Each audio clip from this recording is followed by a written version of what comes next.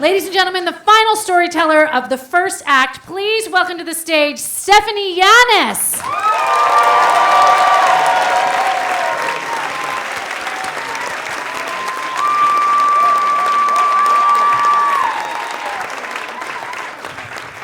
Hey, boos.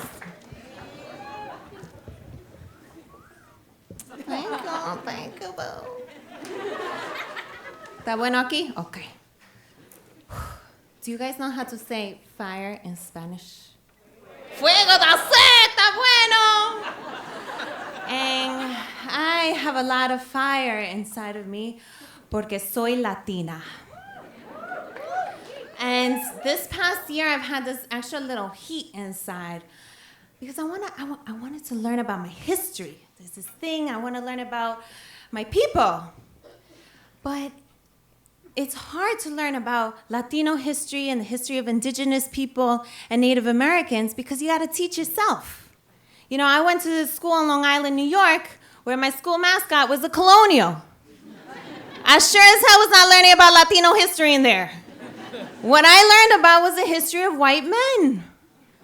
I did not learn about how my Indigenous ancestors were exterminated. I did not learn about how my Indigenous ancestors, all their history, their languages, and all their beautiful contributions to this world were eliminated. But you know what did help me discover that? Downton Abbey. I swear to God, the Crawley family. Spoiler alert, Sybil dies. So I'm in my living room and I'm watching Sybil die and I'm like, ¡ay no, no la Sybil, ay por favor! And then I start thinking to myself, pero why aren't there any shows like this about my royalty? About my people? Because the only movies that I've watched that have depicted my history has been the movie Salinas and the Disney movie Coco. And that shit ain't right because you know what? All human beings deserve to see themselves in a positive light and not depicted as bad hombres, como dice ese maldito jueputa. And then this past fall, I was at my mama's house on Long Island. And we were watching Netflix. Yes, I Netflix and chill with my mama. Don't judge me. And we put on John Leguizamo's Latin History for Morons. Jess, you watch it? That's good. And I learned so much. I learned about the Great Extermination. I learned about how there was more than 80 million Indigenous people that inhabited North, Central, and South America. Until 1492, when the conquistadores came, and then 95% of my people perished, died, were killed,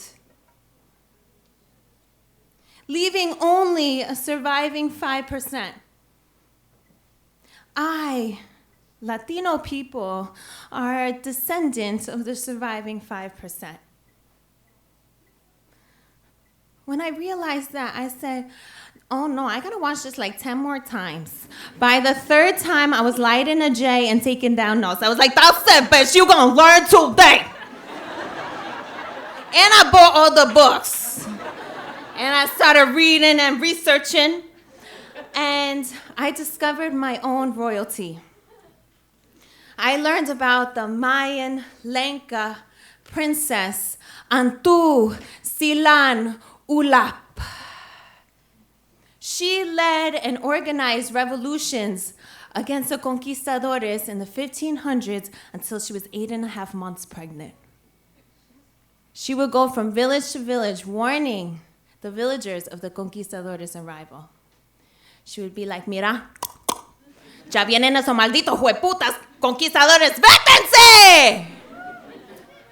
And then all of a sudden her water breaks. She runs for safety and wakata, wakata! She gives birth to healthy twins, a boy and a girl. That's a badass bitch right there. Man, learning about Antu Silan Ulap, learning about Frida Kahlo and Celia Cruz gave me this fire and this hope inside that I too one day can be great and creative and intelligent. So I ask you, all my beautiful people in here, please consider the importance of teaching our young people of color their true history.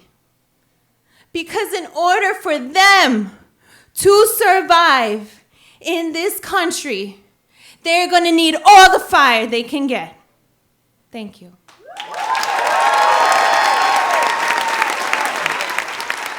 Stephanie Yanis, the heat is